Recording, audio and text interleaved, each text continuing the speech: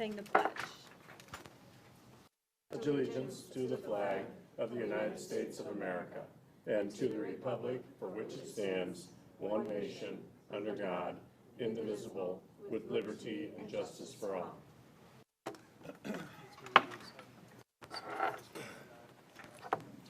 Welcome to our first board meeting in February. We'd like to open with our high school representative, Emma. So for academics, the ACT is this Saturday at 8 a.m. at the high school.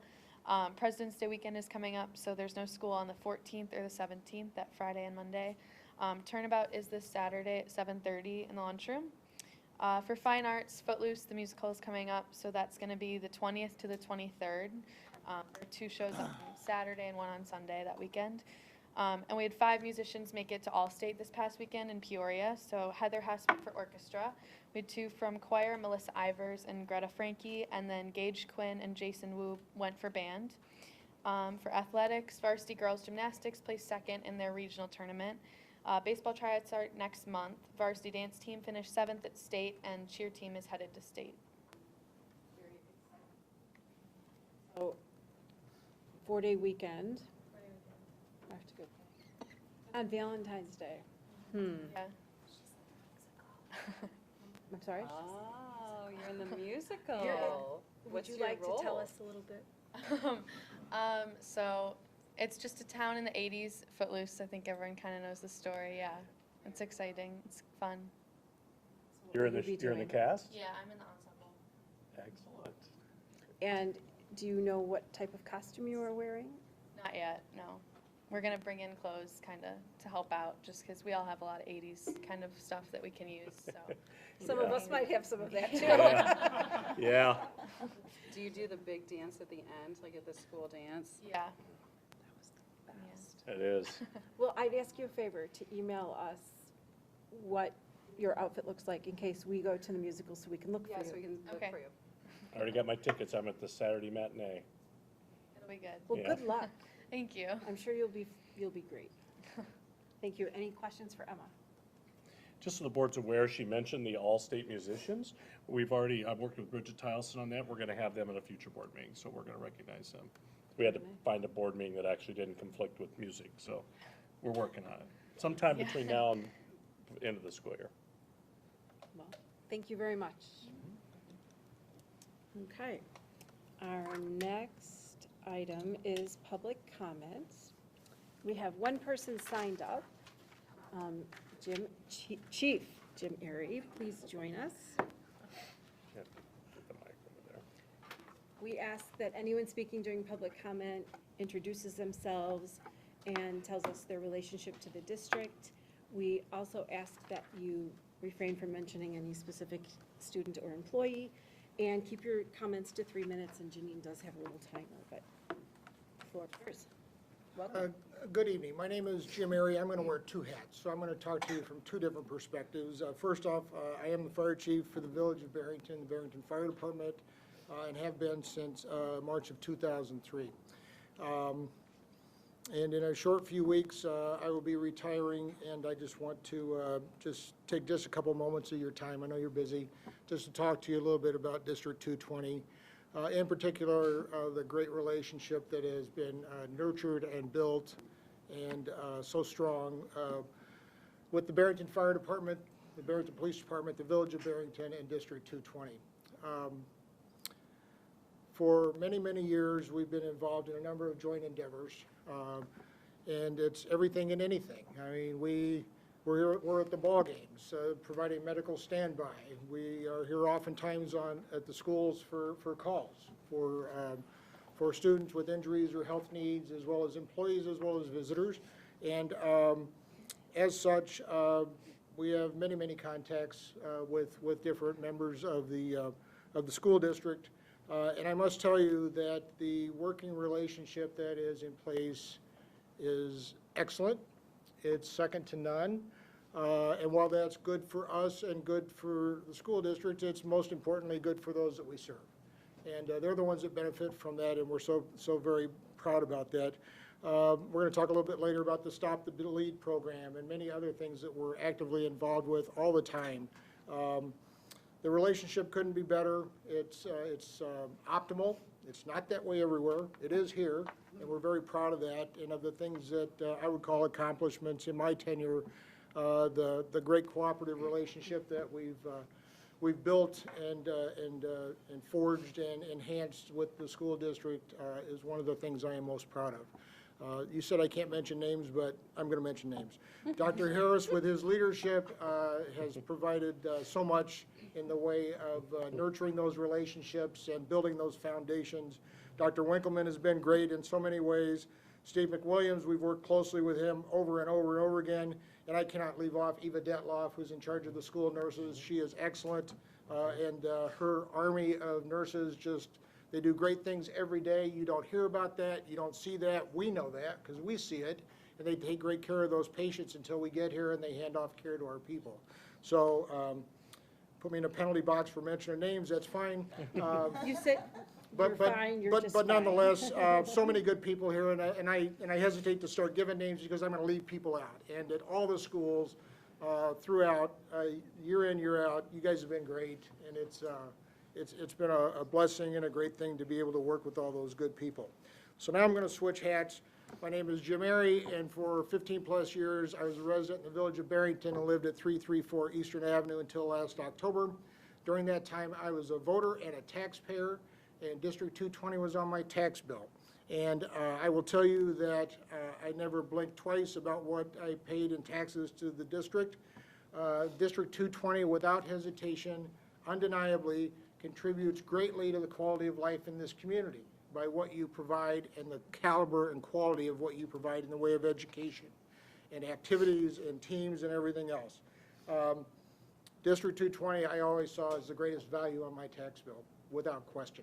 And I know you have a referendum forthcoming, and personally, as an individual, I wholeheartedly support that and really hope that you're successful in that referendum endeavor. And thank you very much for your time. Thank you, and thank you for your service to our community. Yeah, thank you. Thank Nicest public comment I think we've Wow. ever had. You can come every meeting. Is there anyone else who would like to address the board at this time? Seeing none, we'll declare public comment closed. That sincerely, thank you for your everything you have done, because you've been part of forging those relationships too. And I think we all agree with you that there's a lot of people that benefit from that. So thank you. Okay. Oh, I skipped right over my report. Sorry, I'll go back. I don't have a big deal. I just wanted to say, share with the board that Barry and I and Mike went on some school tours last Thursday. And we were in parts of the high school that I never even knew existed. And now I have a greater understanding when they talk about steam tunnels and pipe patches and lack of space at the elementary level. So I did take some pictures, which I thought I would email to all of you, or I'll get them to you somehow. And I'll try to put some descriptions underneath. But thanks to Dr. Harris for taking time out of his day to give us those tours. Did you guys want to mention anything about your reaction to anything we saw? You don't have to. No, just that I was surprised at the need, especially at the high school. We really do need to get things up to code and prevent a bigger issue later on if we don't get things done. Mike? Okay, so thank you again for that. Thanks to your staff who helped show us around. That's all I had, so now I'll give it right to you. All righty. Well, as always, I have a few things to share. Plug it in here. See if it's switched. There we go. All right. I'd like to start this evening by just commenting on a special recognition one of our schools received, and that's Prairie Middle School. They recently were named the Illinois Horizon School to Watch by the Association of Illinois Middle Schools. That's a long-term organization in the state that serves as kind of the overarching branch for all middle school practice that goes on across the state of Illinois. And they were given this award by their peers, by the organization. It demonstrates academic excellence, developmental responsiveness, social equity, organizational structures and processes designed to support, students of all needs at that level. So pretty comprehensive review process that they go through. They had a group of colleagues that came from the state organization and did an assessment, reviewed all of their data, looked at school improvement processes and so on. I want to commend, Mr. Lobbins and his staff for volunteering to go through that process. It's kind of a peer review type of a scenario. Not something he has to do, but I think that him and his staff wanted to do this at this point.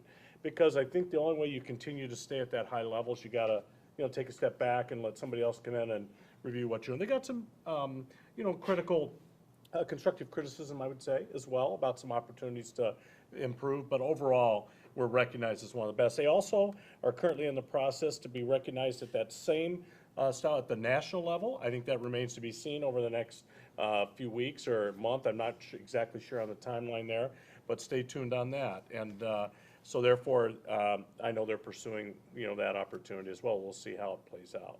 But anyway, I wanted to I'll be at Prairie staff meeting tomorrow morning, bright and early, and I'm going to say the same thing to the staff.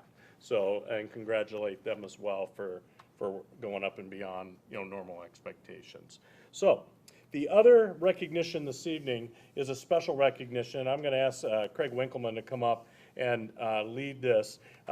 Jim referenced it in his comments here.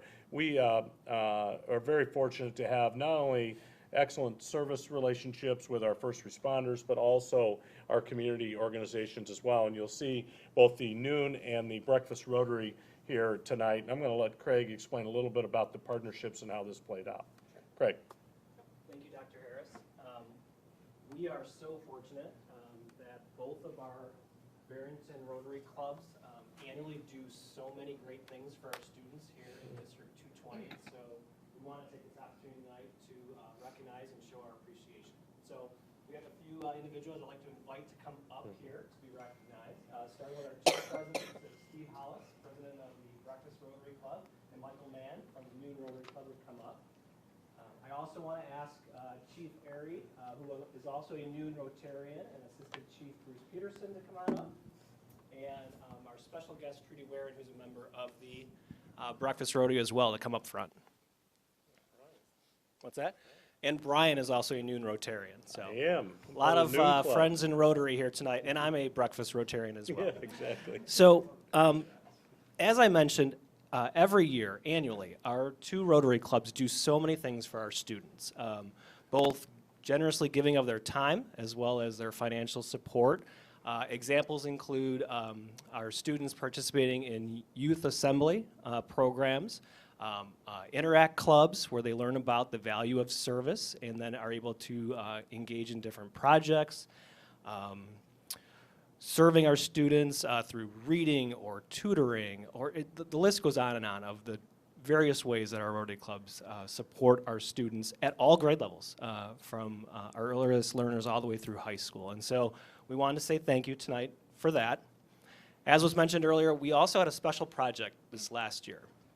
So we've been engaged in critical incident drills and emergency preparedness in helping our staff learn how to react and respond in those drills. And one of the things that has come up through those drills is the need for emergency kits to provide emergency first aid. And so I want to recognize our fire department for helping not only advise the type of supplies that should be in those kits, really helping us understand what we would need in a crisis situation, but also then the training for our staff. That was something that came up from our staff as a request of, as we continue to learn how to respond and react in these situations, we would like to be able to help do something. And so the fire department has generously given their time to help us on our in-service days training our teachers. So thank you for that. And then our captain, our cheerleader here, Trudy. Lots of people in the community over the last year have been involved, either making donations or helping with this project through the clubs as well as different service organizations here in town. You will see here's actually a photo from early this year where Lions Club here in town also partnered on this project as well. So different service groups in our community coming together. But Trudy was really the cheerleader and the glue that pulled this all together, raising over $25,000 for these Stop the Bleed kits that will benefit our students throughout not only our school districts, but other schools in the Barrington area. So a big accomplishment, and we just really wanted to say thank you for everything that the Rotary does for our schools every year, as well as this special project. Thank you. So I couldn't carry and have the ability to come over here and do this, so bear with me a second. I do have a couple things I'd like to hand out, and then I don't know if the board has questions or would like to take a photo. Yes? Yes. Okay, hold on. Take a photo. While you're doing that, any board members have questions or comments? Well, I just wanted to say, reiterate the thanks. You know, Gavin and I are on the Safety and Security Committee as well, and it was probably a couple years ago when we started talking about these, you know, Stop the Bleed kits. And I remember, you know, you were kind of going through all of the, you know, what is the optimal kit and how can we make it? And then here's one that's prepackaged and, you know, and this is the price tag. And then to be so fortunate to have, you know, these organizations just come to the need of, you know, this very serious, you know, kind of hole in our emergency preparedness in our district was such a blessing and, I mean, totally unexpected and exciting and humbling. So thank you. You know, we really cannot tell you how much we appreciate it and how much, you know, our kids and teachers and administrators do as well. You said it very well. I would say too, I had the opportunity to speak to the Lake Barrington Village Board, and one of the questions that came up was directly related to the Stop the Bleed kits, and the request was, could we have one for every classroom? And I know that you've had such a large undertaking, and I assured them that we were doing what we could, but we're so grateful for your participation in that. And I know too, the Rotaries have been supportive of our district for many, many, many years. I remember the AEDs, Project Horsepower, the list is very long, and I want you to know that that does not go unnoticed, and that we really appreciate that. It's nice that you know that. Yes. Anyone else? We just have a couple items here we want to share. So certificate to the Breakfast Rotary Club. Make sure I give you the right one. This one does say noon on it. Thank you. And then, thank you, Trudy. Thank you. There's a special award for you, and thank you, Chief. Chief, really appreciate it. Do you guys want to say anything? Any comments? Can I just ask, Trudy, what was it that made you so passionate about this? If you feel comfortable. Okay. Sorry, I didn't want to put you on the spot, but I did. Turn back the clock, many, many decades. I was the first car behind a convertible with the top down that was T-boned. And a high school kid flew out of the back seat onto the pavement and cut his head open.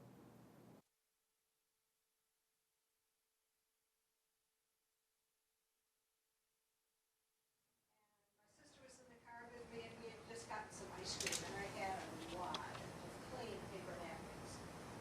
And I bolted out of the car, I was driving, I bolted out of the car with those napkins. And being there,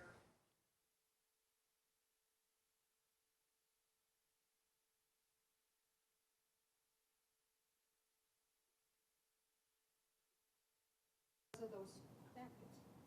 And I want every teacher to have the opportunity for a positive outcome, because the situations that they might face are a whole lot worse than what I saw that day.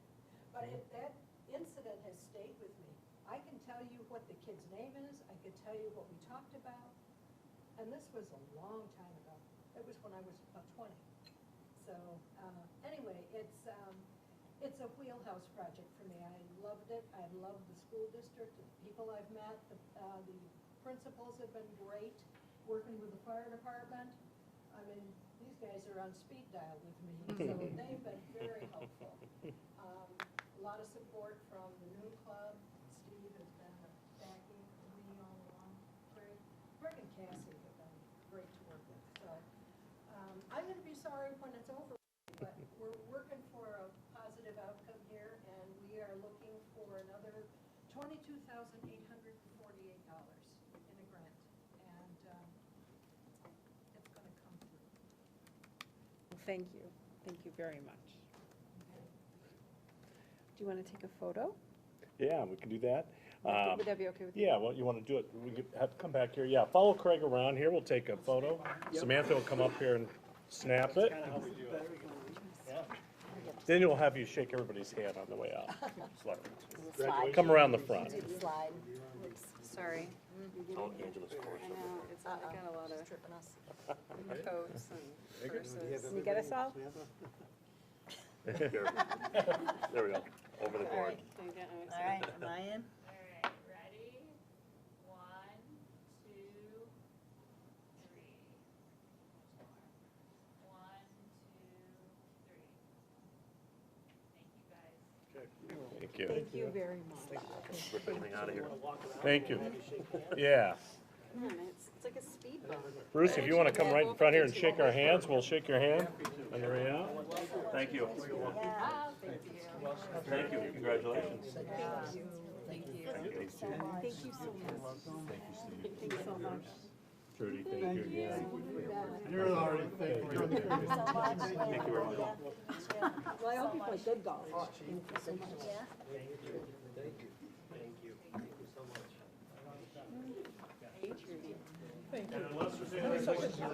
Nice words, thank you. Hey, thank you for what you do.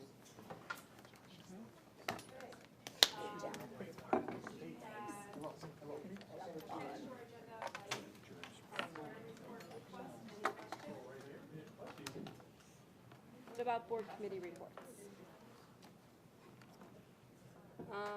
Policy, you'll have a few new policies later. Safety and security met, Couple weeks ago? yeah, a couple meetings. I left my It notes. was at after the home. last meeting, yeah. Obviously, we talked about, what Craig just spent some time talking about, which I think is unbelievable, but, I think really the only big update is probably the decals.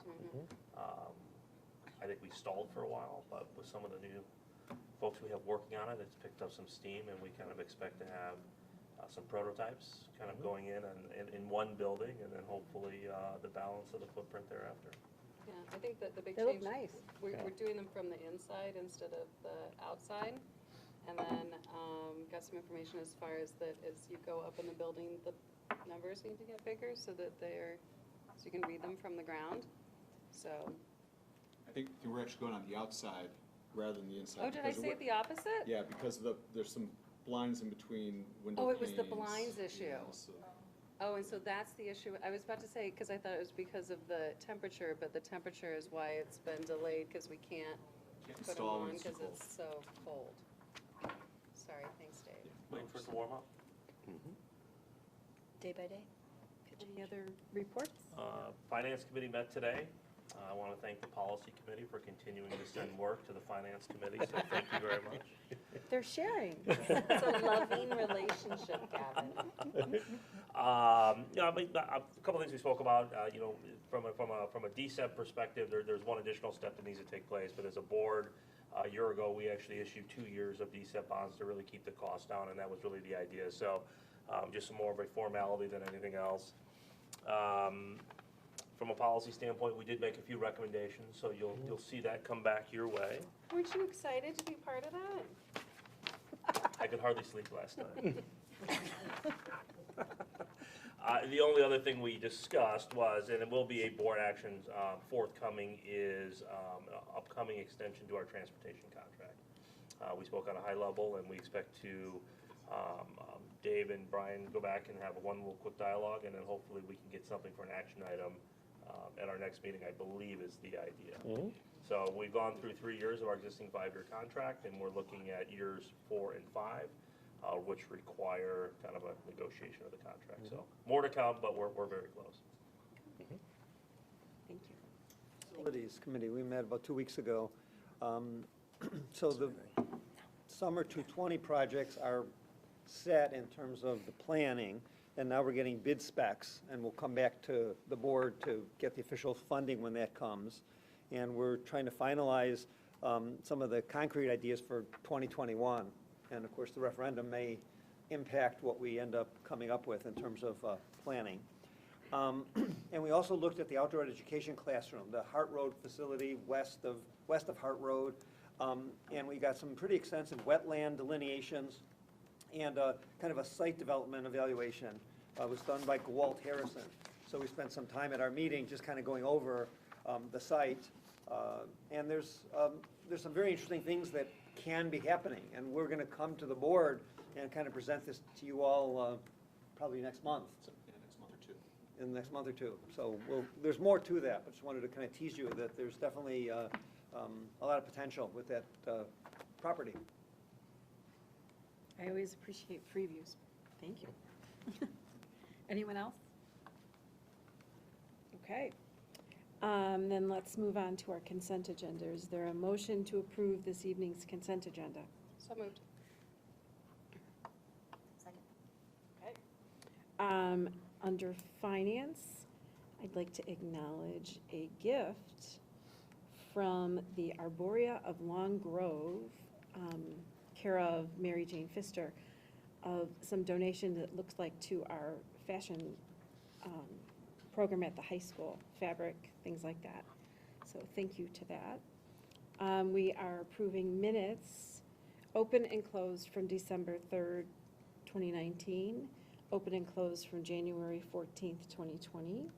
And there is a revised personnel agenda as well, along with a declaring of property surplus and the authorization for its sale or disposal. Any questions on any of these? Roll call, please. Penny Casimir, Yes. Gavin Newman, Leah Collister-Lazari, Mike Shackleton, Angela Wilcox, Barry Altshuler. Motion passes. Okay, action items. Is there a motion to approve the 2021 school fees? So moved. Discussion. I think the comment I have, and then Dave, if you have anything else, I see Leanne just walked in case there's any questions.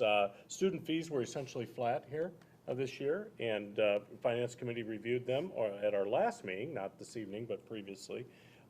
Any other details on it, Dave? Okay. Memo was pretty straightforward. Any questions? I laughed when I saw the 4th grade recorder. I could, went up last year, so we didn't have to, feel like I could make some donations. I remember that special music. Okay, roll call, please. Penny Casimir, Yes. Gavin Newman, Yes. Leah Collister-Lazari, Mike Shackleton, Angela Wilcox, Barry Altshuler. Motion passes. Okay, I want to just pause 1 second. Since Leanne has joined us, I just wanted to note that on our revised personnel report, we are regretfully accepting Leanne's resignation at the end of the year. She has found herself a job in another district where she's going to do wonderful things, so we will miss you. But you're not gone yet? Okay, good. Okay. Okay, back to those action items. Is there a motion to approve the school maintenance grant?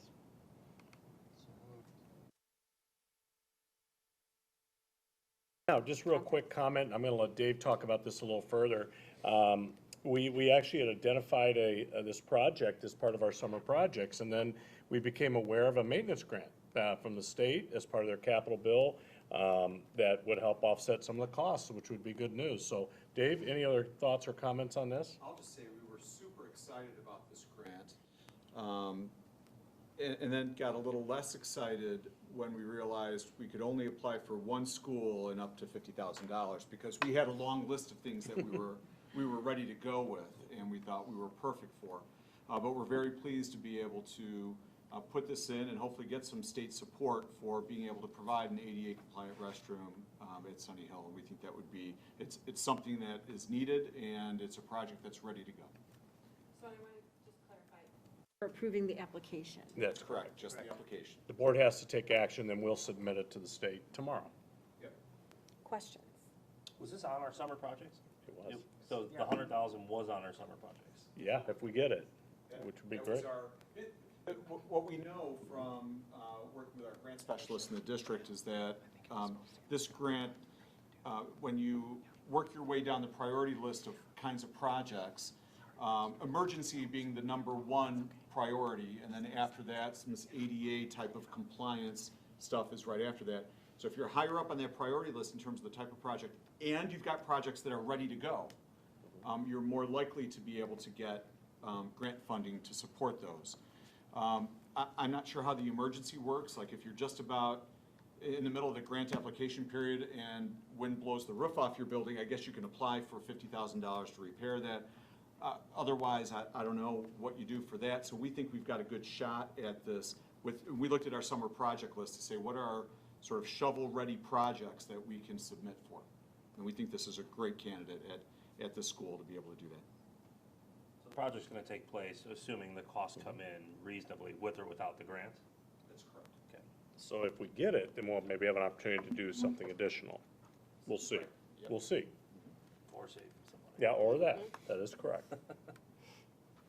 Any other questions? Well, thank you for staying on top of the opportunities. Roll call, please. Gavin Newman. Yes. Leah Colister-Lazari. Yes. Mike Shackleton. Yes. Angela Wilcox. Yes. Barry Altshuler. Yes. Penny Casimir. Yes. Motion passes. Let us know what happened. Definitely will, thank you. Our first discussion item is budget projections. And just to set the stage a little bit, the board and administration had a meeting on Tuesday, January 28th, where we made some sausage and walked through every line item, the drivers for our expenses and revenues on our budget. And we left that evening with Dave having some homework to do. And so perhaps we should start by, does anyone have any questions about the assumption document that we received following the meeting?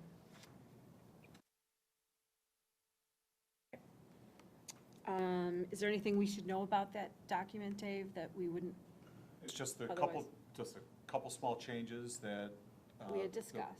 Yeah, that the board had discussed, and I dropped them in, and then reran the model and gave you that attached model, which is fairly straightforward as well. And there's also the graph that shows, the fund balance. We're familiar with. Any questions about that? Anyone? Okay. This does not include any of the transportation stuff we discussed, correct? That's correct, This because model. this is just the assumption sheet that was listed in board docs as well. So that became the base model, and this was before we had any information on a potential, what potential cost would be on a transportation renewal. If there's any change there, we'd have to make an adjustment. We would do that if we were to. The information I shared at the finance committee meeting started with this model, and then I did additional changes to reflect what that would look like to model the impact. I just think in the current operating environment we're in, I think it's likely that our cost for transportation will probably go up from what we have in the model, just as an FYI. When we think about decisions about other asks, if you will, we just need to be careful about that. Okay, so that brings us to staffing requests. So just as a reminder, attached to Brian's weekly update, there was a document that explained staffing for this year, to temporary staff members, that there is already funding in our budget for. So were there any questions about that? Okay, so then let's move on to the staffing rationale memo that we received, where the total, there's a FTE request of 5.7. We had asked for some background on, what the staff members would be doing, why they were needed. And so I'd like to open that up for questions now. Any questions about this request?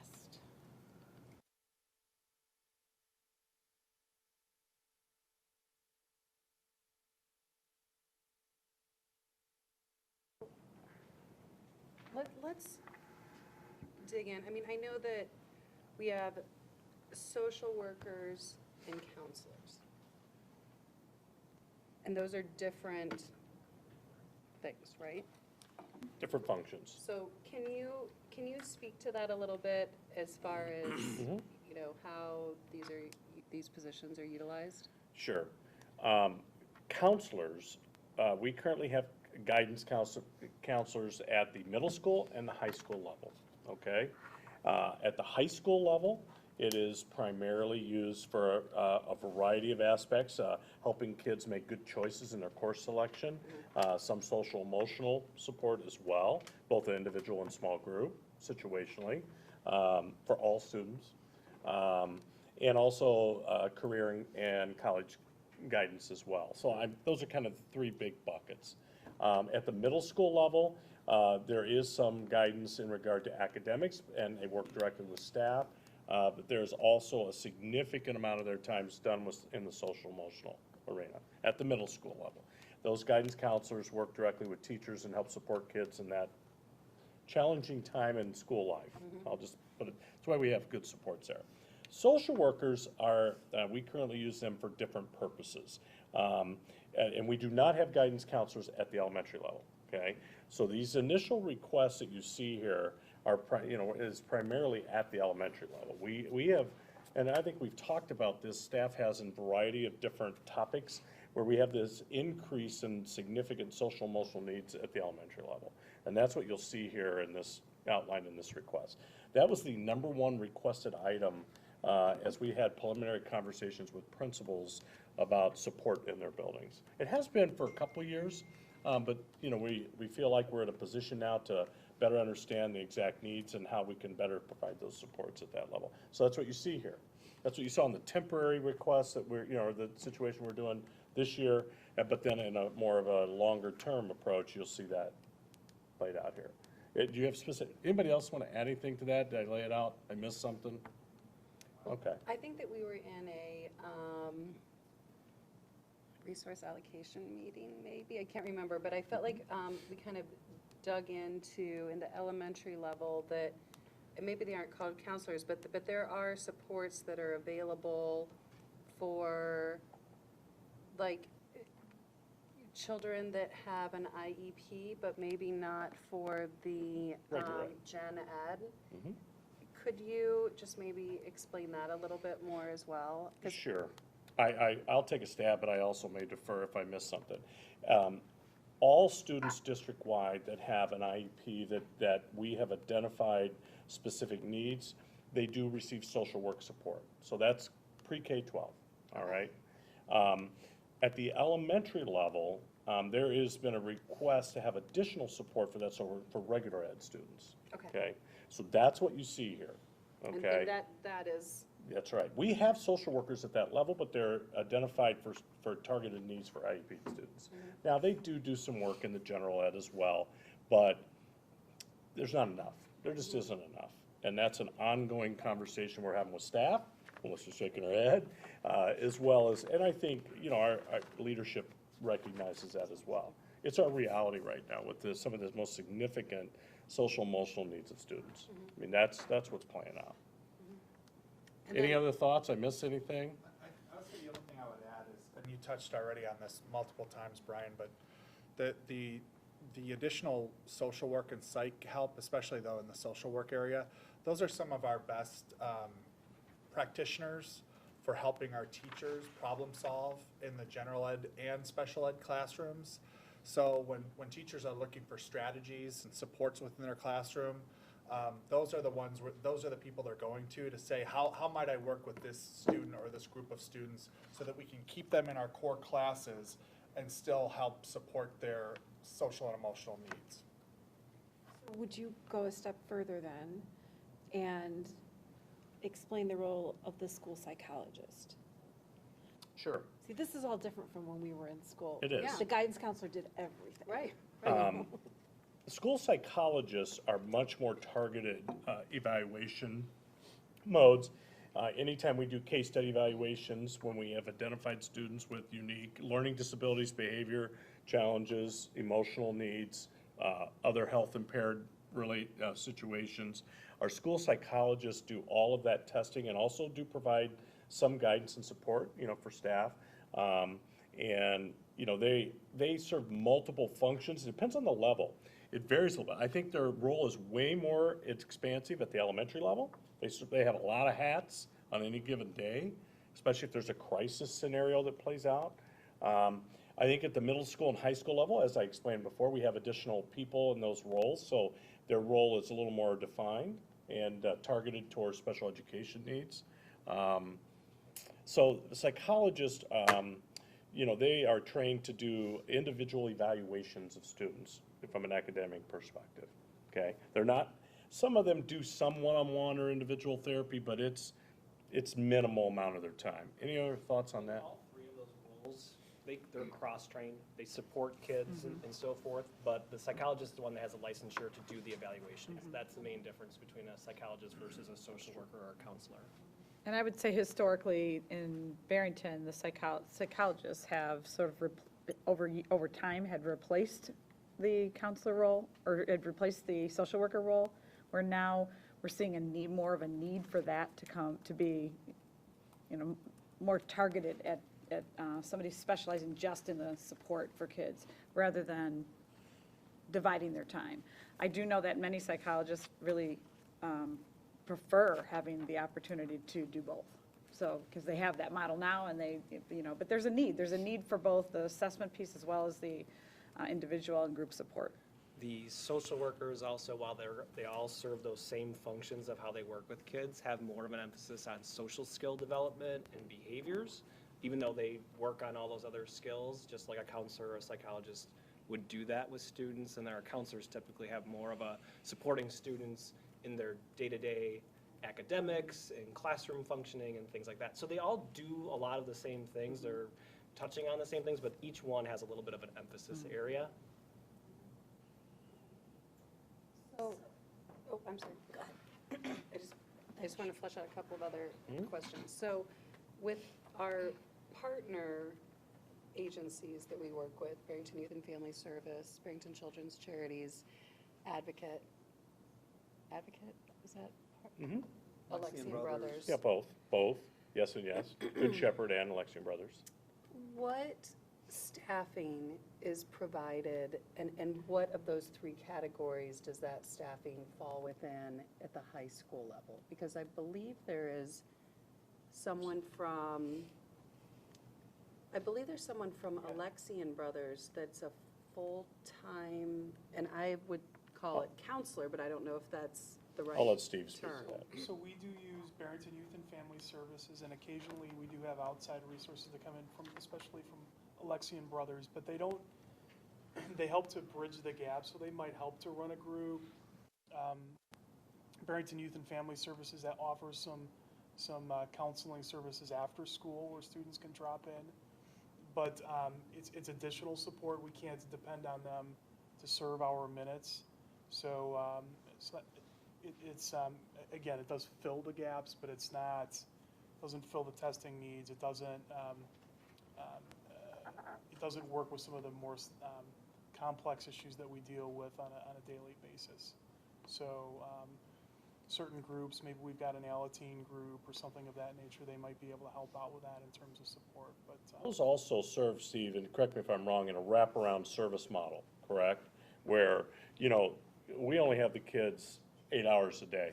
What goes on the rest of their life outside of that? And so that's why we bridge those supports for kids at that level so they have that access to those other community groups. That's a big piece of that. It is at every level, but at the high school level in particular, I know that's a critical component. we just made an adjustment. The students weren't availing themselves to use Barrington Youth and Family Services after school, so we actually carved out some space. So students don't have to walk across the streets, so they're there on campus. So So it is a valuable piece for us. It's just, Are they there all the time or just after school for those groups? just after school, and sometimes they plug in here and there, but it's not a regular, like daily 8-hour. It's very situational. Can I build on one thing you just said? Yeah, because I've got a question too. Go ahead. So you made reference to minutes. Can you expand on that need and our responsibility there and what that is? Someone? I can do that. So when a student attends an IEP team meets to discuss a student's accommodations. One of the things they talk about is course load and course selection, but they talk about additional supports that are needed within the school day.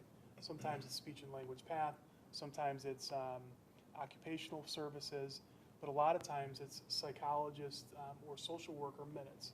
So on a weekly basis, we are required to meet with a student for a certain number of minutes.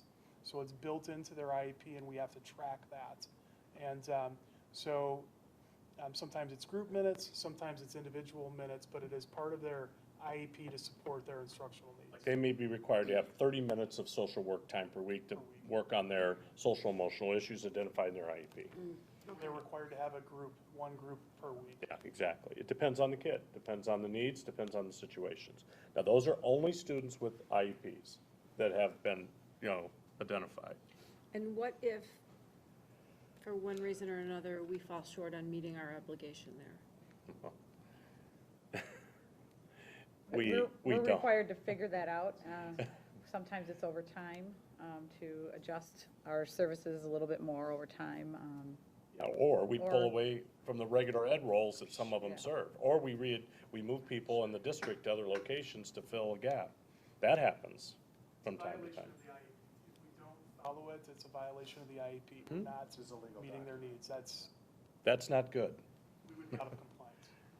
So we have to It staff would the be like support. not giving a student a test accommodation that they're required. So that'd be the equivalent. So as far as our partner organizations, for assisting with children with IEPs, really, those counselors or psychologists or whatever aren't able to provide a meaningful assistance because they can't kind of check the boxes that we're required to as part of the state requirements. That is correct. Generally speaking, I'm not aware of a situation like that, but they do fill needs that we have in the building with. They technically can't meet the minute requirements in IEP though, because they're not certified. Some of those therapists have social work degrees, they're social workers, but they don't have a school social work license. They're not licensed to provide that service that we're required to do. So Hazel, let me give you an example. Maybe Alexian Brothers or an outside organization isn't able to do minutes. But what it does allow us to do is have a student group that, again, like Alateen, or maybe we've got some school refusal or something of that nature where we've got a group of students, a student group, where they can actually run a support group, which is beneficial. So those outside agencies can do that, or interns do that in some instances as well. So, and rather than having a school psychologist have to do all of that, they just support that and help to oversee it and help to coordinate that, which frees up a little bit more time to meet minutes. But those outside assistants coming in are no substitute for the staff members we have. They help to augment or do other things like groups are probably the most, that's probably the best or the largest utilized situation for them.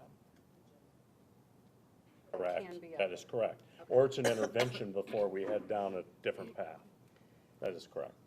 Okay, so the outside partners that we work with cannot substitute for our staffing needs, but they And an can. IEP, no. No, I know they can. Okay. They can provide- I hope I don't sound like an idiot by question, asking though. this, but, we live in such a generous community, and I think that many of our charitable organizations have a focus on social and emotional learning and mental health, and, are coming to us as board members saying, what can we do? Who can we give to? How can we help? And I think that there are a lot of organizations that, I just wanted to kind of understand to what extent they are able to offset some of the burden is not the word, the. Responsibility. Well, you know, I mean, there's The just, needs. their needs, the workload of some of our employees. And what I'm hearing is that it can't really be offset. Perhaps it can help, but it's not going to be a substitute for District 220 employees. I'm gonna say yes and no on that. I would say that, sorry, here I am sitting on the fence. Okay, I'll say no, we'll go with It's a no. this for that. I will tell you that the support that we get from the outside organizations is absolutely valued and absolutely needed. We are able to do things. Our staff identifies that we want to run this group. The problem is there just aren't enough minutes in the day to run a group and meet the minutes of students. So these outside groups allow us to have the group that we need to run. Our interns help us with that too. We'd love to have a counseling program after school with our staff. It's not part of our staffing model, it's not part of our funding. So having Barrington Youth and Family Services able to come on site and work with our students after school, it's phenomenal, it's great. So don't get me wrong, we definitely utilize those resources and it's awesome in terms of the support that we get from the community. So it keeps us, it allows us to do things we couldn't do. But there is a clear line between legal minutes that are in an IEP, they can't provide that service. And then the That's gen the ed. difference, that is Okay. correct. They can provide gen ed support, as Steve's talking about. And then the groups that are run, and I'm sorry, I'll shut up then, because I'm No, getting way it's all into good, the No, these we're are all great learning questions. things, These are great questions. Well, you know, I feel like I know about it, but I've never really dug in. So as far as the groups though that are run, do those happen during the school day or, Some instances, yes. and is it like in the kids' open periods, they can come in and participate in a group, or is it sort of built into their schedule? Really depends. So depends on when the group is able to meet, you know, so you've got students that have a similar characteristic, you know, they may not all have the same lunch period. So, so yeah, they're pulled out of class for it. But keep in mind that if they're not, like Brian always says, you know, happy kids learn, right? They do well. So if a student's struggling with an issue, it makes sense for us sometimes to pull them out of class, to be able to meet as a group, to process things, to go through social interactions. So that would be a lot of our gen ed students that are in there, or students that are more mainstream. Some of our students that have like a resource, generally the resources are kind of linked together. So students that are somewhat socially awkward. Imagine a socially awkward freshman boy, for instance. There's a group of students that fit into that category. And I think in that instance, maybe they have the same resource, so they just go up to the resource. I've experienced that in the past, where just they're physically in the resource class, doing games, working on problem solving together, having, working on appropriate conversations and all of those things that you would look for in terms of social development. It happens right there. So the answer there is sometimes, yes, they do it in class, and sometimes we have to pull them out and have special groups for that. Depends on the urgency. And a lot of those groups then are run by these outside organizations. I would say that it's probably more inside, and then the outside helps to augment. I'm not saying that they do a lot, but they are there to help us. Situational. And it depends on the people that they're able to send us. Sometimes our outside agencies, the people just aren't real strong, and we don't have as much faith, but other times they're awesome. And then we hire them, like Allie Bauer. Well, they have attrition too, through their volunteers or whether they're staff. They have attrition, so I that would say too, varies. if we as a board would like more information on how the needs of the high school students are being met in that arena outside of our budget discussion, we could certainly request a presentation at some time. Yeah. Well, this was very helpful for me, and I'm sorry, I know I kind of took us, but you know. No, it was but that's on the embedded thing, in I was this like, well, I just request. want to know what a social worker is, or what a That's embedded in psychologist this is. request. Yeah. It's perfect example of the needs that are playing out in our buildings. And they've escalated. Oh, and Yeah. I almost thought as I was reading this, gosh, I wish I had sort of a dictionary definition of what each person did. And, you know, because the titles have changed over, in my brain, they have, you know, and who meets what need over time. Now, Leah, you were trying to jump in. So, a couple questions, trying to stick to the topic, but hard. So are our staff right now that are filling these roles, are they working overtime, having a hard time keeping up with our required minutes? Are we in a place where, you know, our enrollment is flat, but are our needs growing? Are we a destination place for kids with special needs and IEPs to come here, so we have Some more? of these, Like, some of these that we requests need more are, staff? some of these requests are directly related to that, yes. Which one? Which one? Like the first two. That's directly related, those first two there. Mm-hmm. The special education foundations teacher and the special education at the high school and elementary level. That is, Which fills what need though, to yeah. Leah's point? that is directly related to the IEPs and the student needs that we've identified. We're understaffed. That's right. We're understaffed For next year. those. We So know what- that. For next year. We for know that. What should we know? Elementary and high school. the What first should we know, is there anything we need to know about the term foundations? That's our, The self-contained needs, I guess kids' is the future, best they way to transition. describe that, yeah. They go into the transition program when they're, in, 18 to 22. These are kids that have, Multiple types of needs. yeah, but multiple needs. More academics are That's right. Involved. outside of the regular general. More than half their day, yeah, more than half their days in intense instructional environment. Okay? This is where the need comes in for social work. So our system is set up for an ideal situation. If things are ideal and the workday goes exactly the way you plan, we've got enough Yeah. space to meet minutes.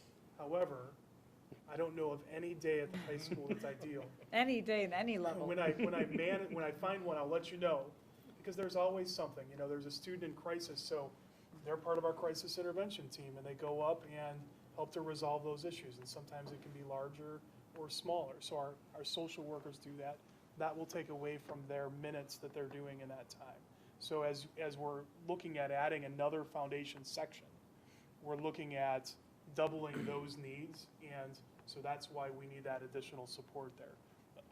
I will also- That foundations group is pretty intensive in terms of not only evaluating, but making sure that their needs are met in groups, and that we're adjusting our curriculum, and our social workers do a lot of work in terms of that. Same scenario at the other levels too. Yeah, definitely all levels. And I think when we think about the requirements the state puts on for teachers regarding compliance, the amount of paperwork that the teachers need to do is pretty incredible as well. So sometimes that's taking away time, that they need to be spending with kids. It's a challenging balance, but definitely the needs have increased across all levels. And the special ed and related service area is definitely a high needs request right now Do you to feel, meet the needs of the students' IEPs When- and beyond. when you talk to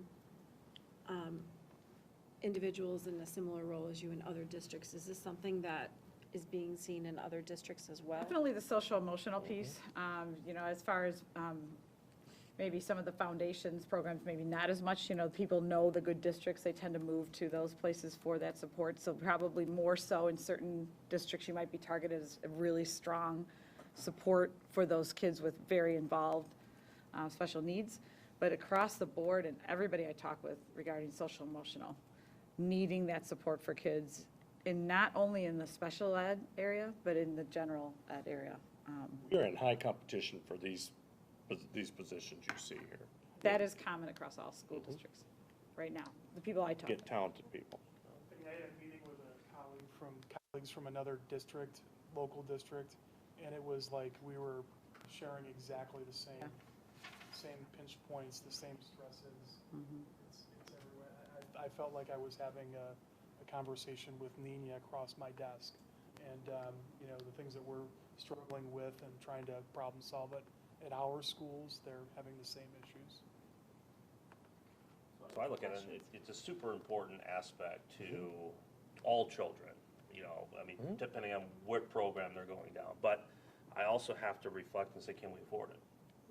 And in looking at some of the modeling, it doesn't necessarily suggest we can. So how do we potentially make some changes in our budget to what I think take care of what most people would probably say is a very important aspect to what, we're doing as a district? I mean, is there anything we can do? I know we talked about potentially reallocating for employees that aren't allocated at this point. Well- Is there anything we can do elsewhere? So how about would you mind if we get there eventually? Yeah, Okay. no problem. There's a method to my madness. Okay, I'll be quiet now. No, that is definitely, I mean, that's where we have to get to at the end of this conversation, no matter what. Does anyone have any other questions about the request of the 5.7 FTE? Is this something that if this is an ongoing problem that we may see that this is a problem or a concern, not a problem, a concern every year in the future that social emotional needs are growing?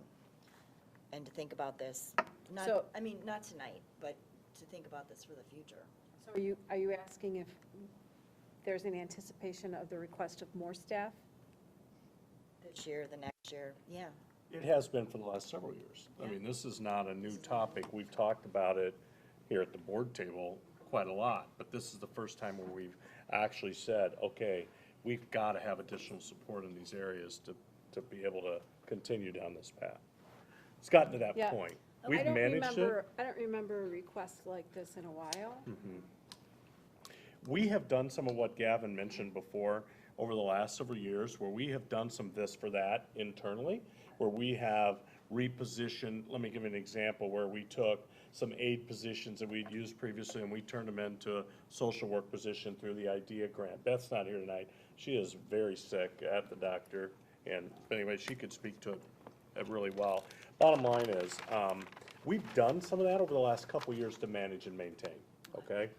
But now we're at the point, there's nothing left, at least without impacting other things, other programs and other, or class sizes, or, whatever. Sure. We're at a point where this request is real, and if we're gonna continue, we've gotta figure out a way to make it happen. I do have one quick question. Hey, Dave, is the 52,000 picked up in the enhanced state reimbursement if you were to bring these 5 FTEs on in the budget? Give me that one more time, is the 52,000? In the memo, it says state reimbursement of 52,200. Because I didn't see state revenue move in over 4 or 5. We don't have that modeled in. No, that wasn't modeled in. But the expense is. Yes, Just the impact. yeah, the total. But it should be. It would be less, Gavin. We'd have to, if the board is interested in this, we'd have to go back and kind of When I look clean at this up. district It's a budget. slight move on the revenue line. Yeah, of course. But when I look at district budget impact, is that a net number? Yes. Yes, I and think, that number. John, that was all rolled in there. Yes. In terms of a net impact, where that has 150,000. deducted that out, but it's not in the financial modeling that I did. We're gonna get to the models. Because it hadn't been approved. Right? District budget impact is 346.8 minus 52.2. That's net. Right, so the models we have here do not include this request. Is that, That's not accurate. There's 2 models. There's but- 2 models. But One I does, one can't tell us doesn't. if the revenue is in the model or not. So I did a model that included adding 5 FTE, Of any sort. but it was not 5 special ed FTE that come with a state reimbursement. It was just 5 FTE. But we could clean that up after this conversation. I mean, well, we'll see this is what that impact is, and just roll that out over 5 years. And, Yeah, that's true. Correct.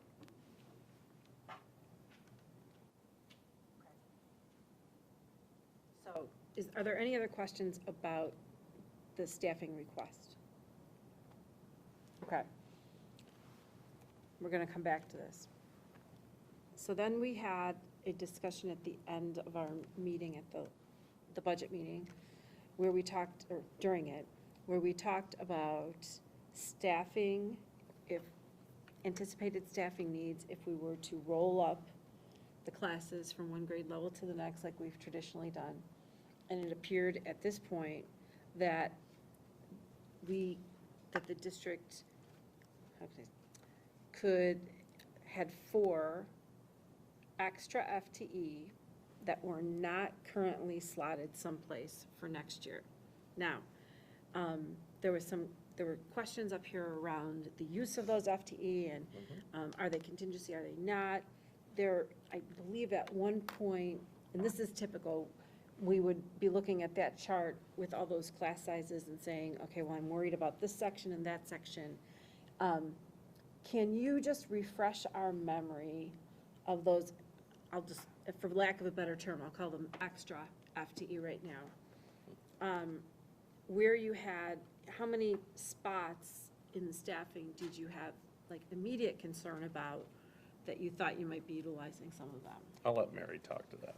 I mean, for the 4? Yes. Well, 3 of those 4 are first grade, so I think it's very concerning that, first grade is such a volatile area where we don't necessarily know those numbers coming out of private kindergarten and things like that. That's why I'm more concerned than usual. So you already, I don't have the sheet with me right now, but you already had areas where you saw high numbers where if you had more kids come from private kindergarten, you may have to expand a section. Yes. Okay, Yes. so 3 out of, you've But, already and got. then the others, you just never know. You never know, like last year we had a rash of 4th grade all over the district, you never know. It was just unbelievable. It was. It was unbelievable. Every kid that moved in was So, if that happens, that really causes challenges in staffing. Because they want the recorder. That's it. We gotta tell the music teachers that. That's awesome. It's on the sign. That's exactly what it is. They came for the You have to recorder. buy a recorder. It's that general music program. That's it. Oh, that's, Yes. that's the best line of the evening, I think. So the 4, it is really a number that we very well could need, but then again, you could have some move outs here and there and we might be okay. Okay, so in the past, we have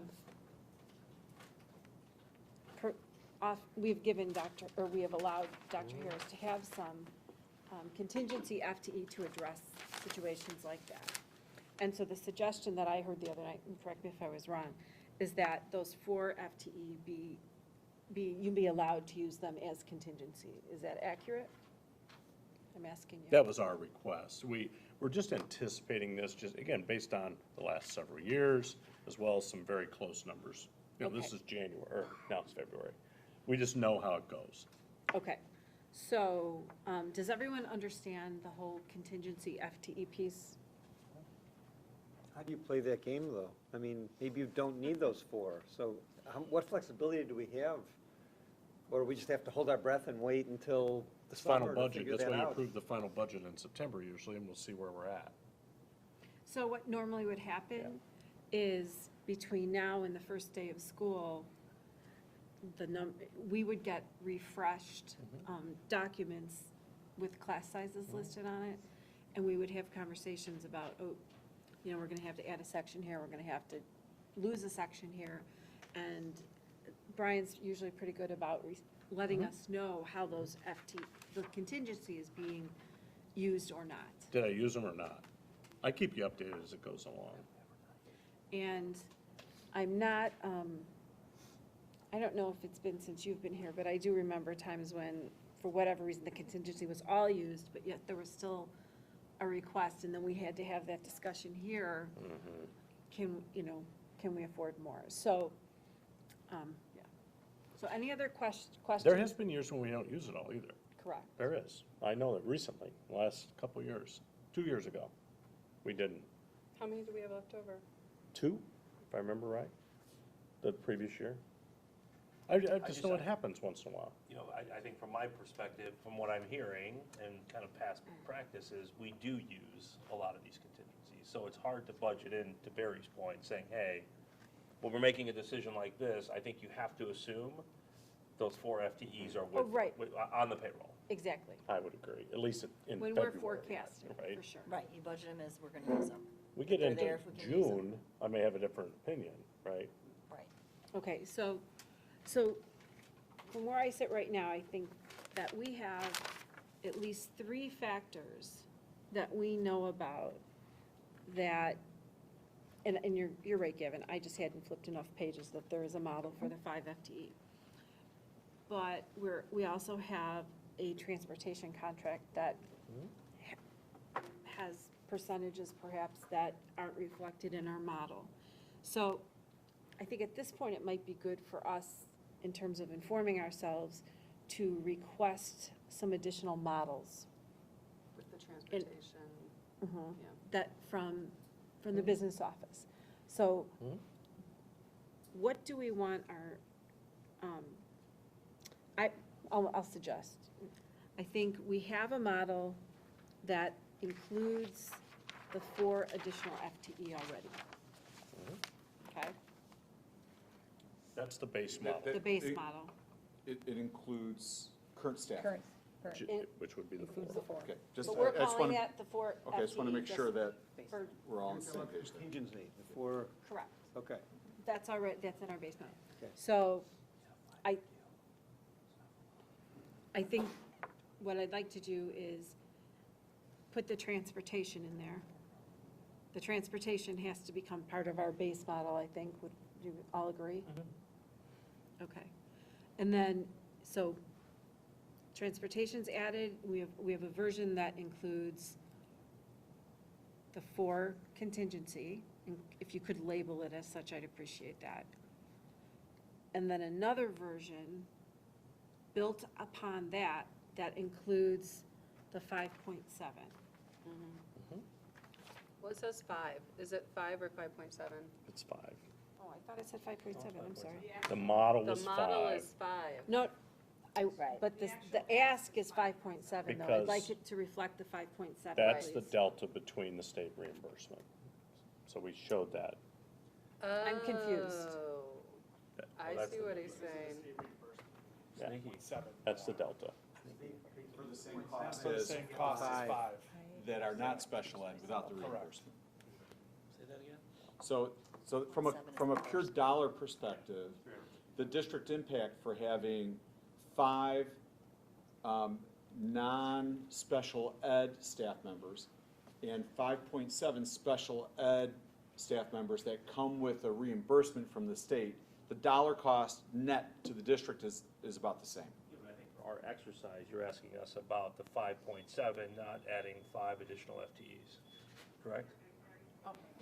We'll model it however you want. Well, okay, first of all, I guess just I would wanna- say, we're not I adding want, more employees and doing I'm hoping that you are asking for the staff that you need.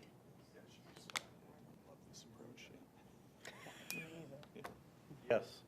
I want, so, and I'm not saying that, my statement is not that I'm gonna give you whatever you want, just, we'll say that, but I want you to ask for what you need. So if you really need 6 FTE, I hope you're asking for that, or if you need 4 FTE, I hope you're asking for that. So I'm assuming based on this, that you need 5.7. Is that an accurate statement? What we could ask for, we were trying, I mean, Wanna we were know trying to what be you need. as reasonable as possible I in this know, first but I ask. think it's important for the board to understand what you really need to make it right. I mean, it may be outside of what we can do, but I am I think the this is only a, one that this feels is a this way? this is a first stab at it, but we need the resource allocation discussion to know that, don't we? Every year, we have that resource allocation discussion to really understand if there's even more than this that we need to model or ask, or, you guys need to ask to model, because that hasn't happened yet. I have to assume if we came to you and said, Dr. Harris, we'll give you another 5 people, you could probably find allocation for them. That's going the opposite of No, what I I'm hear thinking you, of. but I think what Mary's saying is we're respectful to the board and our budgeting process and saying, this is what we think we can get by with. Is that accurate? To meet the needs that we've identified through the budget conversations. I think this That right is correct. now is where we feel we can manage, especially in the special and related services area. Considering the budget. I mean, we're real too, Well, Yeah. okay, I There I are- hear you. okay, so a model that builds upon, A model of 5 without reimbursement from the state and a model of 5.7 with reimbursement from the state, They should be the same. they should be the same. It'll be the same. So if I give you. I just want one model. Okay, so that's, so I want to say, if, I'm happy to do either one, the impact is going to be essentially equivalent. But that includes transportation. Yes. So we're- We'll roll the And for me, transportation the next. model that's just doing 5 is faster and easier to do if that's of importance to the board. As Gavin said earlier, at the next meeting, we anticipate a possible transportation contract recommendation come forward. I don't know sitting here right now, but we're anticipating that, so that'll be reflected. You'll see that in your But I materials. think that once we put the transportation in there, understanding what the 4 FTE Yeah. and then the 5 whatever, mean, and what that does to our bottom line is important, Yeah. because at that Agreed. point, you know, we may tell you that if this is important to you, we need to find some money somewhere else. That was kind of my next ask, is if that we could do a third one, because we know what we're gonna see. I mean, you kind of have a preview here, it's only gonna get worse. So even in looking in, you know, kind of the, you know, fiscal year 2022, we're already in the red, which I would say is atypical in our budgeting process. Typically, we're in the red kind of more out in that 3 and 4 and 5 year period. So that does concern me. So is there somewhere where we can look to try to augment some of those costs So, as we're making a decision? so why don't we take a look at what he brings us first, what they bring us first? And then we can decide how much money we need, what we have to do to make ourselves feel comfortable. Okay. Because we haven't seen the impact of the transportation. I mean, you have a preview of it because you guys had that discussion. The rest of us don't. It's gonna cost more. I think what we thought, I know. I think where we were when we started the original budgeting process, right? We kind of all kind of saw some numbers and we were kind of okay with kind of without adding the FTEs and all of that other stuff from kind of looking at where our excess or surpluses were. We're not going to be anywhere near those. So I think it's something that, you know, Dave and his team should start thinking about. If, I think as a board, we feel that these 5.7 employees are important. If there are other areas that we could potentially curtail in order to make it happen. Or we're just gonna have to agree as a board that we're gonna run a loss and have other areas of the budget throughout the year managed exceptionally tight. If that's the way the entire, to me, that's the next step, but if that's what the board would like us to be doing, that's fine. You know, I will tell you, if we get to that point, I mean, well, certainly pending the board's discussion. I mean, we also have some assumptions down here in our other expenditures, as you all know, you know, with 2% increases across the board there. So I will tell you, I mean, if I had to, I'm just saying, as I'm thinking here, you know, I start to manipulate that a little bit and make it look, Manipulate's a bad word. okay. Maybe shift. Okay, you're right, that's not a good word. What I mean is, you plug different numbers in there and you start to see where the numbers fall. That's what I'm saying. You're right, that's not a good. So, and It's how I you guess, massage the budget, it's how you create it. I guess, just, and this is maybe just my experience, what I have experienced is that we would take a look at what we got back and say, this is where we're uncomfortable, we need you to find $500,000. How, and then bring that back to us, what might that look like? That, because. The only thing that I get worried about is we're talking, and again, I guess the only other question I would have is if you were to go out and hire these 5.7 people, how long would it take in order to do so in a high demand type? So I get I'll let worried you because as we comment, further Mary. I kick know this my down thought. the. Yeah, that's true. These are not easy Well, positions to that's fill. kind of what I heard, so I I will say just, that. from a timing perspective, I get worried. If indeed we are going to move forward with something. Well, I mean, I think we talk about it at the next meeting, but, I mean, I'm uncomfortable saying, go ahead and do it today. Okay. I mean, When we But get I the could be the results next minority. meeting, then we'll tell them to go do it, and that's totally fine. I would say no later than spring break. Right? It has to be- it What has would to- you say? It has to be the meeting before that, if we have to reduce, because Yeah, spring right. break, the meeting before spring break Yeah. is our, basically our reduction in force decision to meet the timeline required by the state to release people in enough time, 45 days before the end of the school year. So if we have to find other ways to fill these, then you're right, Mary's right, then we're gonna have to so look we're gonna, differently. that would be a at some other discussion things. at our next meeting. Yeah, we can have that, we're fine, time-wise. I mean, Right now, I guess I would ask, I mean, is everybody in agreement that that we are committed to hiring these positions for next year. If that's how everybody feels right now, then they, you know, that action could take place sooner. Not action on our part, but, you know, Looking for the- sending the message to HR. I will remind the board that we, even to begin recruiting would be helpful. We don't have to fill the positions, and you're still going to have a couple discussions probably before they're actually filled, which becomes the, you know. Preliminary More- work you could Right, begin. right, and that would Yeah. help a lot. That's what I was thinking. Get the positions out in the market, that's it. Recruiting for the positions Yeah. would really help. Yeah. If we didn't end up, weren't able to go forward because of a board directive or whatever the budget situation was, that we could halt that process, but we would have already started to recruit, which is a big, Is that something the a board's factor. comfortable with? It's not a big investment in cost to do that early. no, the recruiting is not at all. You And guys that's, okay with that? it's pretty key because we got to Okay. get out in front. I'm hearing yes. And then we can finalize whether it's in or out at the conversation at the next Recruiting meeting is or. not a cost, meeting. it's later. Okay. Well, I would expect that we would make a commitment to this at our next meeting and then figure out, you know, how we're gonna make our budget balanced after. Is that something everyone's okay with? Okay. Any other questions or comments about the budget? The draft of our budget, I should call it. Okay. Just reading of board policies, I'm going to ask Craig to come forward. just a couple of them. Mhm. Did you want to, you want to review?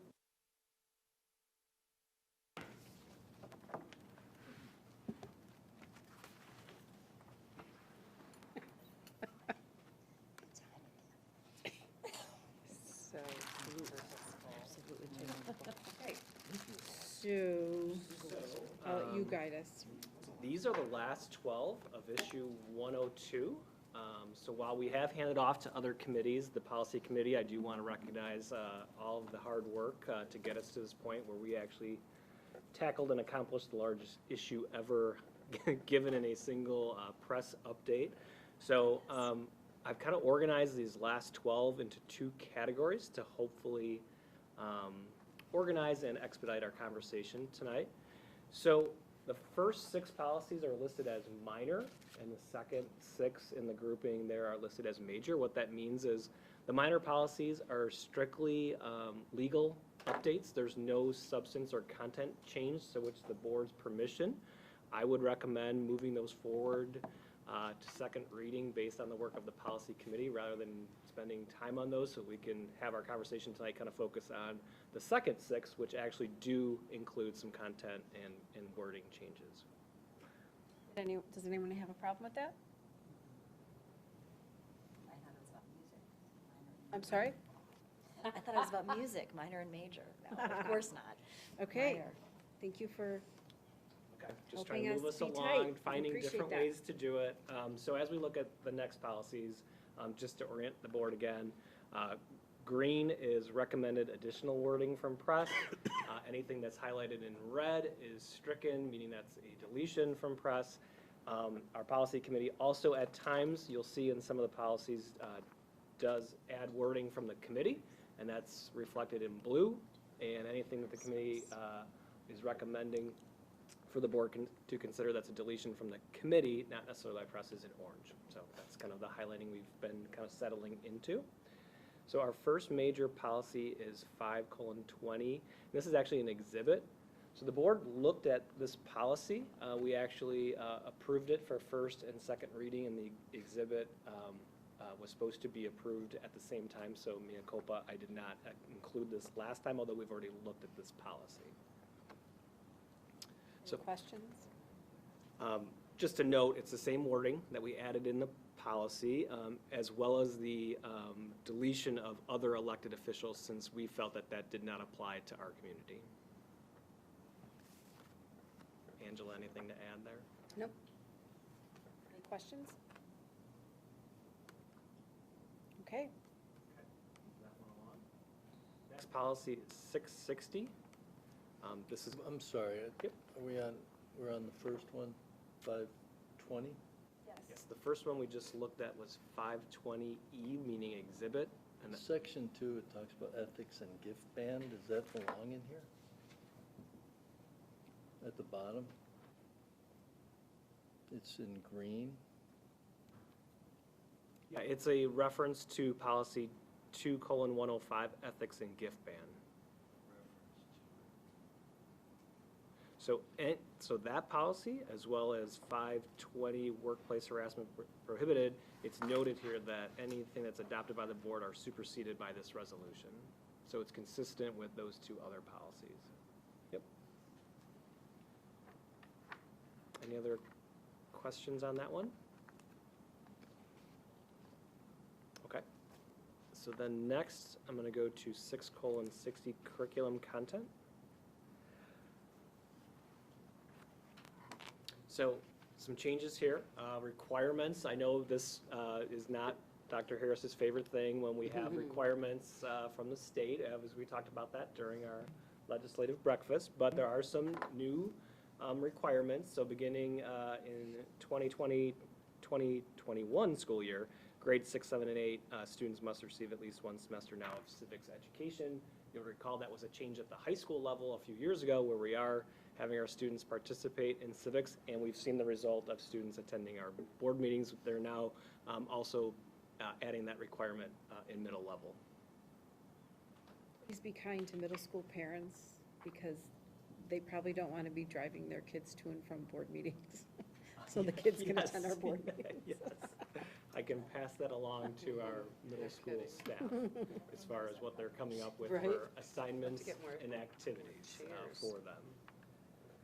Questions? In addition, there is a requirement also of making sure that examples are included in the work that we do with students for when we're teaching them about bullying and intimidation and harassment and how to prevent that. And then finally, there was a requirement for the study of the roles and contributions of LGBT in U.S. history and Illinois. So those were the 3 ads that are required of schools in Illinois. Comments or questions? Okay, My recollection is our committee approved those as is from press. We didn't have any suggestions. Okay.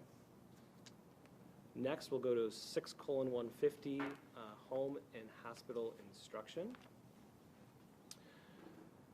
This is noting a written statement from a physician, a licensed to practice medicine, as well as a licensed physician assistant or a licensed advanced practice nurse, stating that instruction can be delivered at home for students that are put on homebound due to a medical-related situation. questions? Timing on this? Like, it has to be at least a month, or, I mean, a minimum versus a maximum, or? In practice, we have procedures within the district as far as the length of time when we start to look at, is the student able to keep up because they're only going to be out a certain number of days, and through our learning management system and with the device at home, are we able to kind of, continue that learning process, or now do we actually need to go a more formal route because we believe the student's going to be out for a longer period of time? I don't know the exact number of days off the top of my head. There isn't a policy or something? I don't think that's reflected in policy. Okay. I think that's in our procedures of Okay. working with our staff and our nurse's office and the family, trying to sort through, initially, how soon do we think the child's going to be out? If we know immediately that it looks like due to an injury or something of that nature that may be severe, where we know the child's going to be out, or an illness or so forth, but sometimes those things kind of evolve. And again, I don't know our procedure off the top of my head as to when that kicks in. Any phone a friend from the Genius Bar? Anyone know that? I think your answer's spot on. I think it's situational. Okay. Any questions? We're talking about policies. Next one.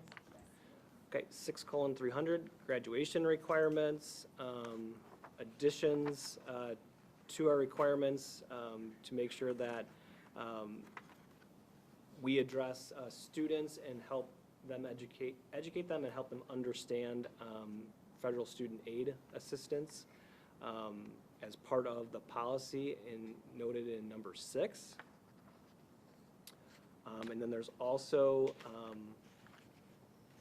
recognition of service members, and that the district will award a diploma to a service member who was killed in action while performing active military duty in the U.S. Armed Forces. That's 2 additions to that policy in terms of graduation requirements. Hi, Sandra. Good evening. Any questions or comments? Okay. Move that along too, please. Okay, next is 7:20, harassment of students prohibited. We did make the suggested updates to this policy. One area where we did have some discussion as a committee was found on page 2 under the heading "Make a Complaint." The last sentence in that paragraph, students who make a good faith complaint will not be disciplined. Our committee asked for me to follow up and find out why that was a recommendation to be stricken. It's been, if you go to the last section, enforcement in this policy, right before the legal references, they've added to that paragraph, any person making a knowingly false accusation regarding prohibited conduct will likely be subject to disciplinary action up to and including discharge with regard to employees, or suspension or expulsion with regard to students. So it's addressing the student piece in that final sentence, and that's why they recommended striking it from earlier in the policy.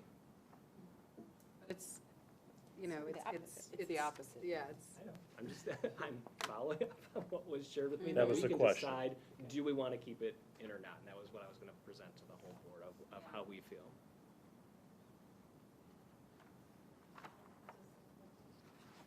Defer to our committee members, since you had the discussion. Well, I think, you know, Sandra and I were, you know, we were just, it seems strange to say students who make a good faith complaints will not be disciplined and then have that stricken. You know, we didn't understand why, and I think that Miriam, or someone had pulled up that sentence that you just noted and said, well, maybe this is where, or I think Beth actually said it. Like, I think, oh, this is how it's covered. I think that's it. But, you know, we were like, well, does that really cover it? It doesn't I mean, cover it says the I think opposite. you should leave it in. Yeah, I don't see any problem. I like it in. I mean, maybe if you like want to move it to enforcement, like to follow. But it's about the complaint, It's about the. Right. Yeah. There was some discussion about, Just leaving it. We can leave it. It's okay. We can absolutely leave it in. Yeah. Yeah, finish your thought though, Sandra. about a student that, where the investigation might find other things where the student may or may not have been involved, and Yeah, I think. it may, The committee was uncomfortable taking Oh. it out. So, in other words, someone perhaps made a complaint and then something was uncovered about that, the person who made the complaint. correct. That's what I think our principal spoke to, that sometimes Yeah. these are not 100% clean. Like, you're making your complaint is in good faith, but then upon investigation, there may have been some other things going on that we don't want it to be interpreted that you can't maybe be subject to discipline for other behaviors that were kind of, folded in and included in this situation. They may get disciplined depending on what their role was in the whole issue. Not on the merit of just the complaint, but on the other factors that these aren't just clean, like there's other things going on. I think our principals had spoke to maybe those Thank you, situations. Sandra, you're right. Yeah. That's what it was. That was the one concern. But I personally like leaving it in. My vote would be to leave it in. I know, then we talked about like trying to clarify it, like, Conditional it, or you know, like, students who make good faith complaints will not be disciplined with regard to the complaint made. However, I mean, like, then it gets so cumbersome. I have no problems with really long, wordy sentences, but Just so you know, and the board, just so you know, this is what our practice is, and we talked about that. This is what we do. Well, I guess I would say, or ask, you know, this is how it is right now. Has it been a problem to this point? No. Then I say we leave it. I mean, that even more. And I so. think Right. while some of our principals may have brought it up, I think they were just thinking, could that ever happen? Yes, but I would say in our daily practice, I don't think having that wording is at all going to handcuff us, because like anything, there can be little nuances that occur on any situation, right? But I don't think it's gonna stop us. So, I have a question about the sentence right before that, though. Confidential. I Um, thought that was someplace else, though. Is that down below? Yeah, I think it was. I thought that we found that replacement, but we just couldn't find the replacement for the Good faith. good The faith. investigation Yeah. process. We did. But let's see, let's make sure though, because now it's not No, I don't see it popping out either. at me.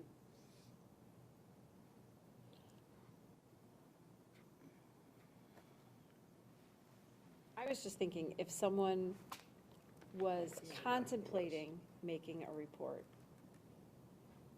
that to see these two sentences might give them some comfort in coming forward. Right, and that's why we wanted to keep it in.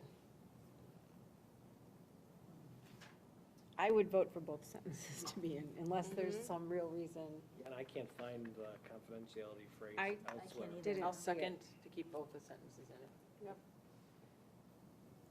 I think you probably did. It's fine. It's fine. It doesn't change our practice. It's fine. It doesn't, it doesn't. And it hasn't been anything that's caused any problem to this point. I think it's, if anything, it sort of says, we're gonna do everything we can to keep it confidential, but we are gonna have to do something about what you've told us. That's right. This is it. Reports and complaints of harassment will be confidential to the greatest extent practicable, subject to the district's duty to investigate and maintain an educational environment that's productive, respectful, and free of unlawful discrimination, including harassment. It's under investigation think- process. Yeah. Second. Okay. I think Tim just Howe tried to search pointed it. that out. Yeah. Remember, he said, what's down here? I Well, think it's okay to be redundant, because if someone's looking at the making a complaint section, I don't think it changes what we do if it's there. They're not is contradictory. that okay with policy people? Yep. Okay. Any other questions on this one? I will Can make we a note, and we forward? will, for second reading, then put that language back in. Thank you. We just have one more, 7:150. This is related to agency and police interviews. We actually, as a district, started working on this with our administrators this summer, even before school started, because we were aware that this has been discussed as it's come forward. This is unfortunately the result of a horrible situation in a neighboring district where a student, upon being interviewed by the police liaison officer and school staff, made a decision that day to leave campus and commit suicide. And so this is putting safeguards in place, that we are notifying parents, that we have our trained mental health providers present in the room if parents are unavailable, and so forth. So that's the intent of these new guidelines that we've already this year been following as a school staff. Questions?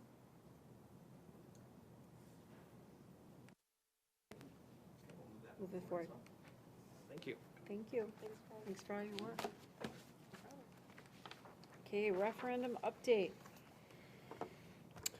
Turn that over to you. All right, so I do have just a couple items, and certainly any questions from board members. I want to draw your attention to a couple documents that's sitting here at your place this evening. One, as you're gathering those and looking at them, the board is aware that we had 3 meetings last week with the public. We had about 25 to 40 people attend each one of them. At each one of them, we did have a handful of high school students. They've been, because those meetings were posted, so they went to those and said, Qualified for that? which actually was really good, quite very frankly. They were active participants at each one of them, so, and several of them in the audience were registered voters, so that was a good thing. They asked user questions, if you know what I mean. Yeah. You know, Right. they're experiencing it right now, and so that was valuable, I think, to the other people there. Yeah. Sorry, I didn't mean to interrupt you. I thought it was, the question and answer sessions at each one of them were very good, very typical questions. I think there was concerns about, the impact on the taxpayer, the overall funding mechanism and how these bonds impact the bigger picture, not only just in the school district, but the bigger picture, not, regionally and statewide and all those factors. So we did get into some different conversations around that and tried to provide clarity to the community members that were there. So, Penny, you were at each one of them. Any other thoughts on that? I thought you did a good Yeah. job, summary. You Yeah, had so good questions.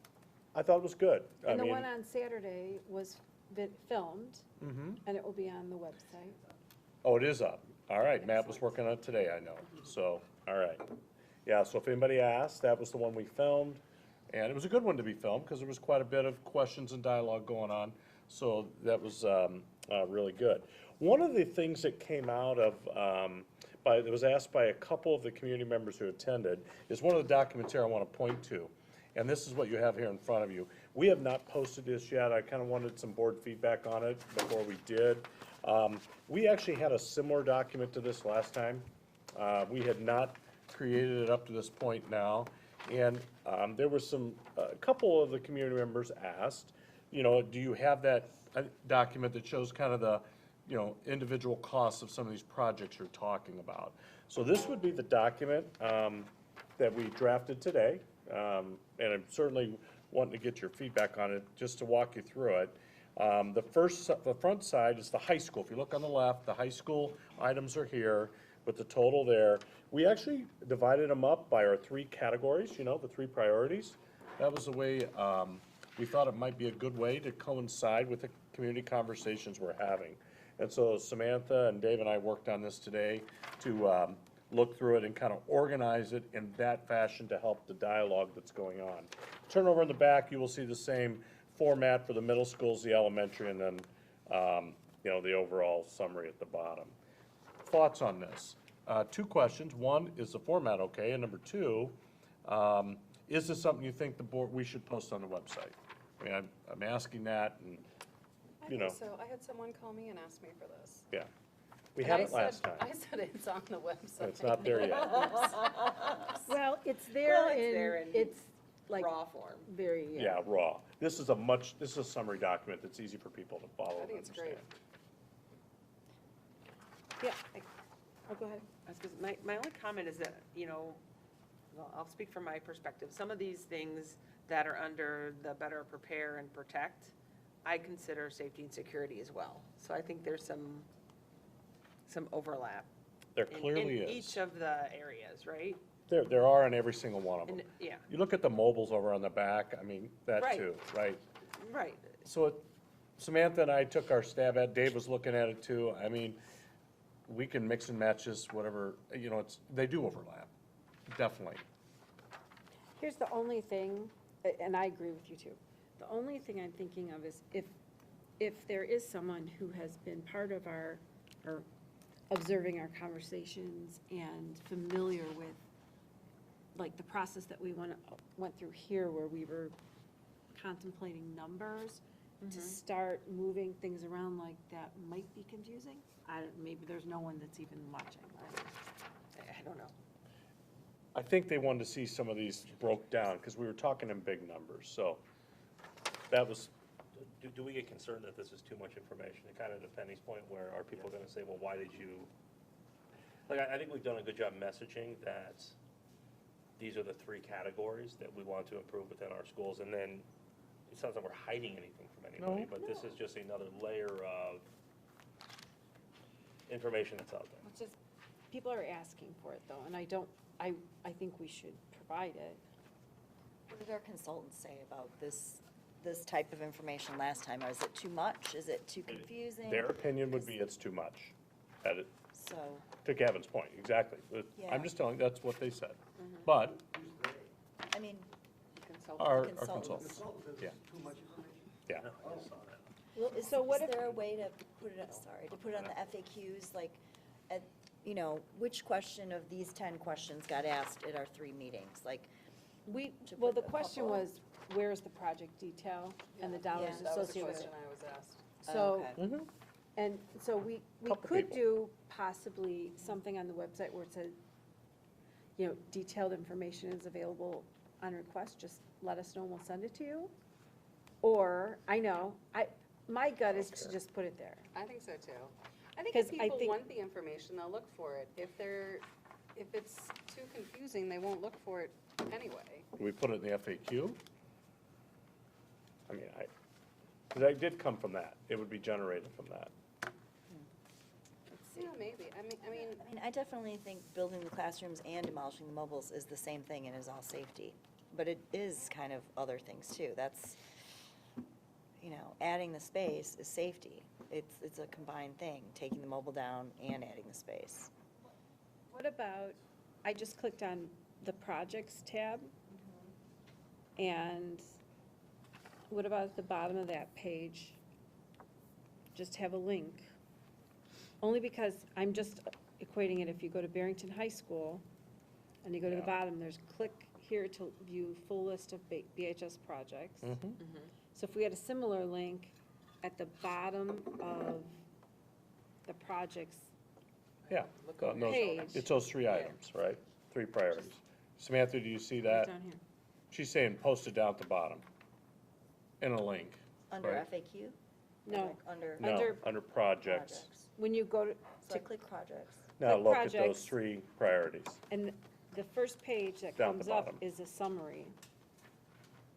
Scroll to the bottom and put a link down there.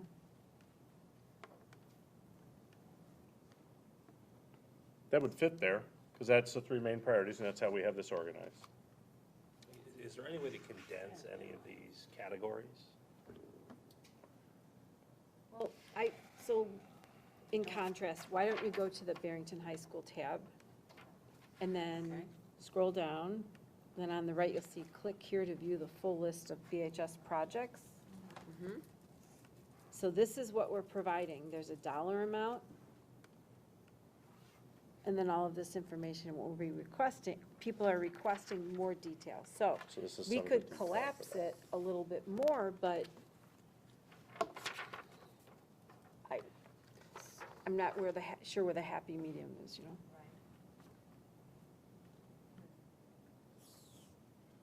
Because this doesn't match this, the high school page doesn't really match this exactly. It's kind of broken. Not exactly, Not exactly, because then you've got to, because some of those are clumped up already. yeah.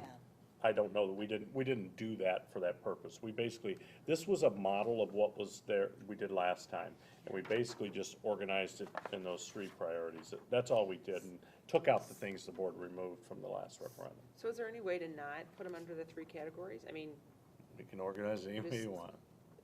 we can put a reminder of those 3 categories, but because there's so much overlap, and then, you look at one thing and it talks about the mobile classrooms being safety, but then this doesn't have them, because it has elimination of them as safety, but not the addition.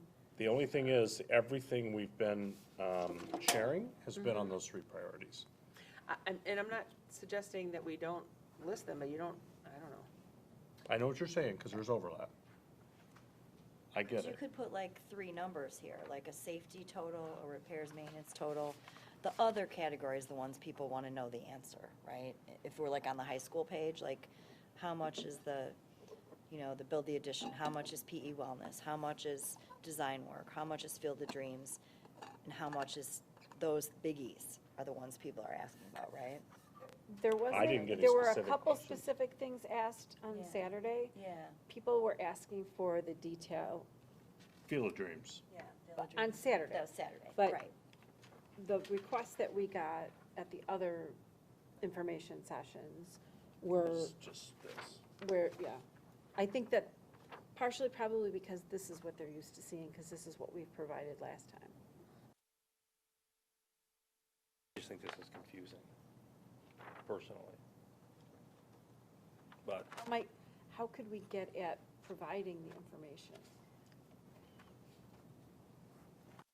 I mean, you could try.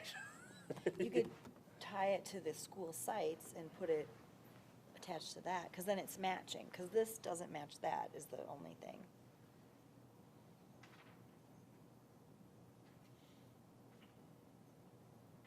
You're saying provide more, there's gonna be more detail Oh, then. it'd be more, yeah, then I It'll guess be you more. don't, I guess you don't want more. It'll Yeah, be that's more. more than, Because yeah. there's a lot more bullet points on the high school That, page yeah, than there are on this this. front page. a lot more detail. We're gonna have to break some of these out. So that's maybe, yeah, never mind. That's not. I mean, it's fine, But- but that's what it'll be. But these things tie out to some of Mhm. the improvements Yep. on the pages that, where our drawings are. That's why we did it that way before, last year.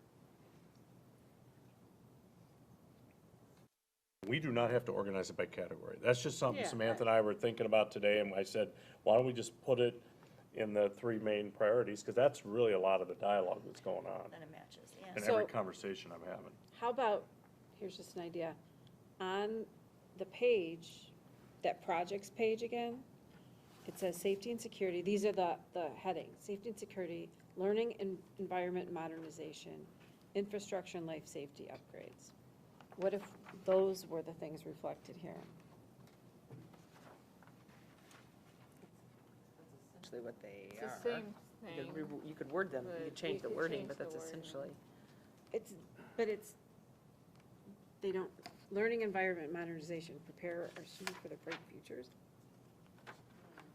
See, I'm just thinking if we put it at the bottom of this page and had it match this page, we'd match something. That bottom one's gonna be hard.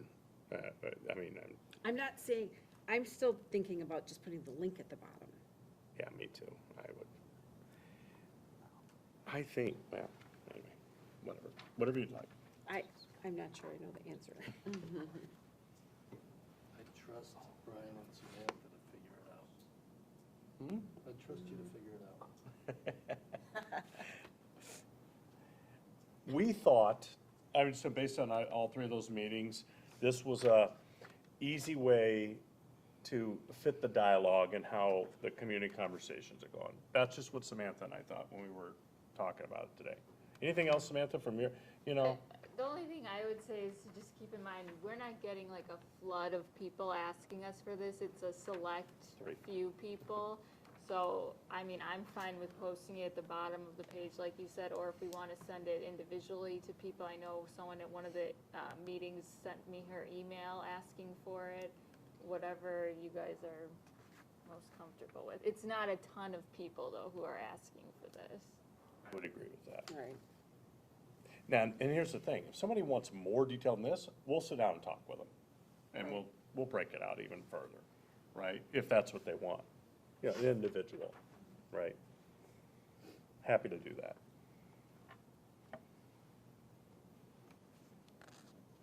Can we, is everybody comfortable just telling Brian and Samantha that, well, I guess you're looking for direction from us, though.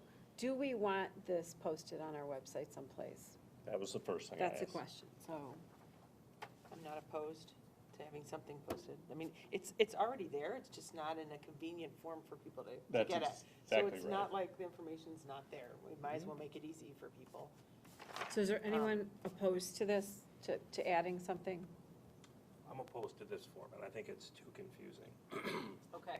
So we're not necessarily opposed to providing it. No, I It's just just that think- this might not be the right vehicle.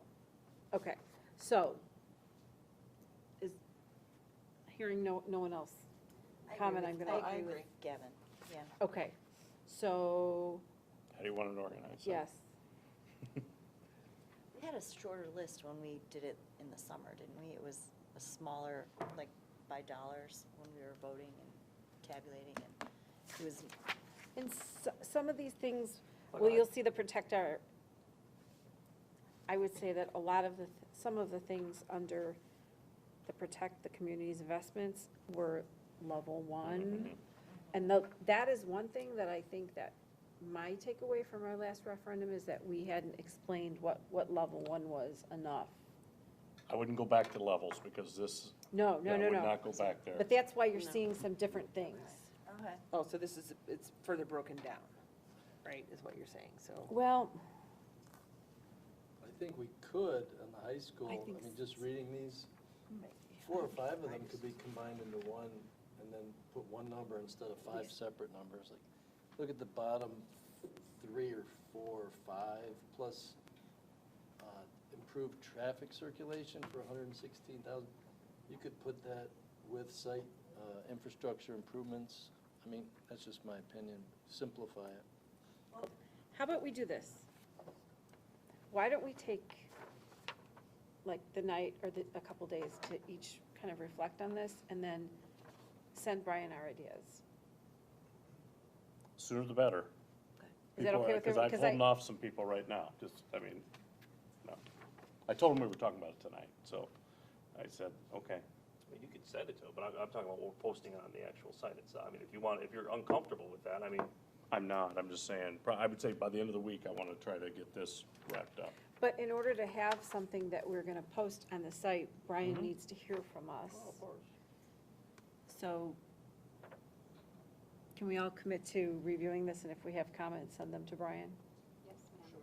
Okay. If I don't hear anything, then, You're going on Friday with What you heard It's here fun to say tonight. Good luck with that. okay, I'm What- just, I'm worried all our comments are Okay. going to conflict. On what? I'm if you worried give our me concrete suggestions, we'll do it, we'll comments are switch it going to around, and conflict. it's fine. We'll, I'm happy to. Figure it we'll see. Yeah, I'll circle with him. Hmm? That's, I agree, The what? as the consultant.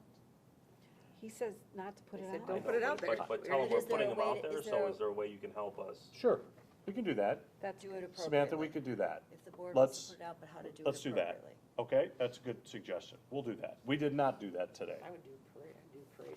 So the board's decided to do something like That's- this. How would you organize it? And simplify it. Samantha, does that make sense? Okay, we can do that. Good I idea. agree with that. Good That's not a idea. bad idea. Okay? Excellent idea. Okay, anything else on this? I think you have a mailer. I will share, yeah, I will share this out with whatever, by the end of the week, then either comments from the board or from our support, okay? All right. The last item is, and by the way, the attachment you have on the agenda, we did make a few minor edits. So this is the actual print version now that we just, it's some minor wording and different things that we've changed on here. This mailer will go out, when's it targeted, Samantha? It's supposed to hit mailboxes on February 19th. Okay, and this is the third and final, master document, that, well, it's more inclusive, it's got more detail on it. It still includes all of the information that we've been, had on our website, we've been pushing out. It's nothing new, it's just an all-inclusive document. It's got everything in it. But we did clean up a few items in here. Penny, you had asked me about a particular thing, and we changed that sentence, okay? Any questions about this? A lot of this is in the presentation, a lot of it's been in other, pieces that we've shared.